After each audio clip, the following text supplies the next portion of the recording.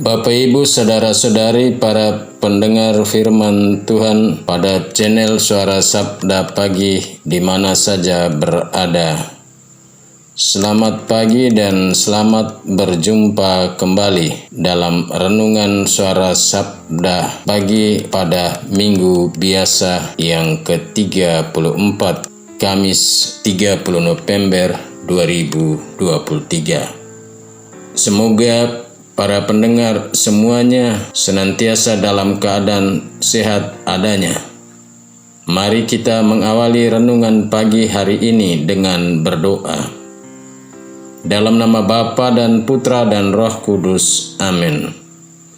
Allah Bapa yang Maha Baik, kami bersyukur kepadamu atas segala anugerah kehidupan yang telah kami terima darimu. Kami mohon mampukanlah kami menjadi pewarta sabdamu dalam keseharian hidup kami sebagaimana Santo Andreas Rasul yang kami rayakan pestanya hari ini dalam gereja Katolik.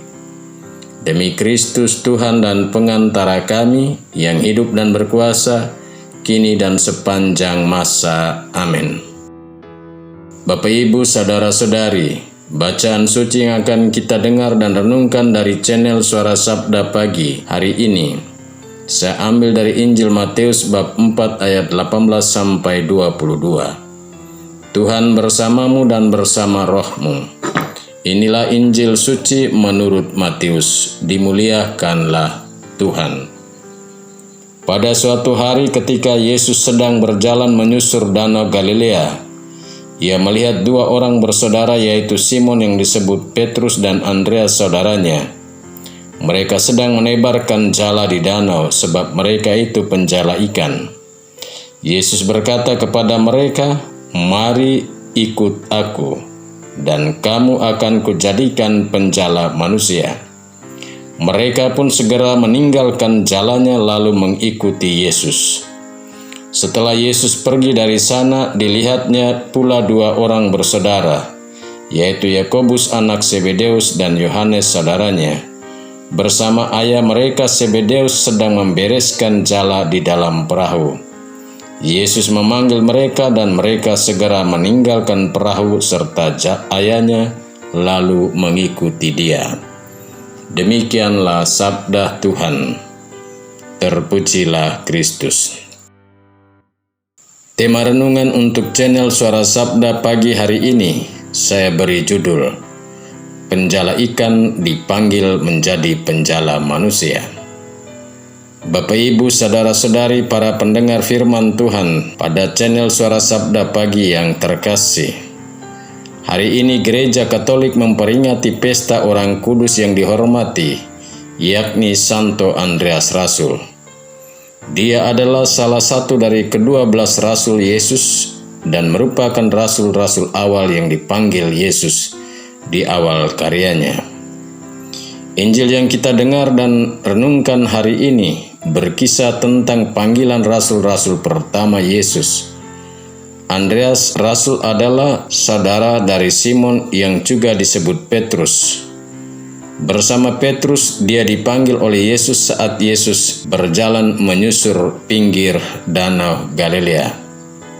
Ketika itu mereka lagi menebarkan jala di danau, karena mereka adalah nelayan atau penjala ikan di danau Galilea. Saat melihat Andreas dan Simon, Yesus dengan lembut menyapa dan memanggil mereka, "Mari ikut aku. Kamu akan kujadikan penjala manusia." Di sini Yesus tidak sekedar memanggil mereka untuk mengikuti Dia, melainkan serentak menyiapkan mereka menjadi penjala manusia. Tanpa basa-basi, Andreas dan Simon atau Petrus segera meninggalkan jala mereka lalu mengikuti Yesus. Hal yang sama juga terjadi pada Yakobus dan Yohanes anak-anak Zebedeus ketika Yesus terus menyusur pinggiran danau Galilea, di mana ia melihat dua bersaudara yakni Yakobus dan Yohanes tengah membereskan jala mereka di dalam perahu bersama Zebedeus ayah mereka. Bapak, Ibu, Saudara-saudari, para pendengar firman sabda Tuhan, Yesus pun memanggil mereka dan segera mereka meninggalkan perahu, jala dan Zebedeus ayah mereka dan mengikuti Yesus. Kita mesti bertanya mengapa Andreas dan saudaranya Petrus serta Yakobus dan saudaranya Yohanes tidak bertanya kepada Yesus, "Mengapa engkau memanggil kami mengikuti engkau dan mau menjadikan kami yang adalah penjala ikan menjadi penjala manusia?" Tapi mereka langsung melepaskan jala, perahu, dan orang tuanya dan mengikuti dia. Ada apa dengan Yesus, saudara-saudari, Bapak Ibu? Karena Yesus memiliki daya pikat dan pengaruh yang sangat kuat. Bapak Ibu, saudara-saudari, sebagaimana Santo Andreas Rasul dan para rasul awal seperti Petrus, Yakobus, dan Yohanes, kita semua yang telah dibaptis sebagai orang Katolik juga dipanggil oleh Yesus untuk menjadi penjala manusia dengan dan berdasarkan profesi jabatan yang kita emban dalam kehidupan sosial manusiawi kita. Tapi lebih lagi, kita dipanggil menjadi penjala manusia atau sesama kita berdasarkan rahmat permandian dan tugas yang diberikan Yesus saat kita dibaptis, yakni menjadi imam, nabi, dan raja. Bapak, Ibu, saudara-saudari, Yesus memanggil kita tidak seperti dulu. Dia memanggil rasul-rasul awal sebagaimana Santo Andreas dan kawan-kawannya, melainkan melalui sakramen baptis dan krisma, serta melalui gereja Katolik yang kudus dan apostolik kita dipanggil. Tapi apakah kita seperti Andreas dan kawan-kawannya? Atau kadang kita menolaknya dengan berbagai alasan, karena kita tidak ingin repot dan direpotkan. Atau banyak orang Katolik menolak untuk dipanggil oleh Yesus mungkin karena orang belum memahami dengan baik dan benar rahmat permandian dan juga akan 3 tugas dari Yesus, yakni menjadi imam, nabi, dan raja. Amin. Mari berdoa. Allah yang kekal dan kuasa, curahkanlah api Roh Kudus ke atas kami agar kami mampu mengikuti teladan Santo Andreas Rasul untuk menjadi penjala manusia di zaman ini dengan rela mengorbankan kepentingan diri dan pribadi demi kepentingan orang banyak dan gereja. Demi Kristus Tuhan dan pengantara kami. Amin.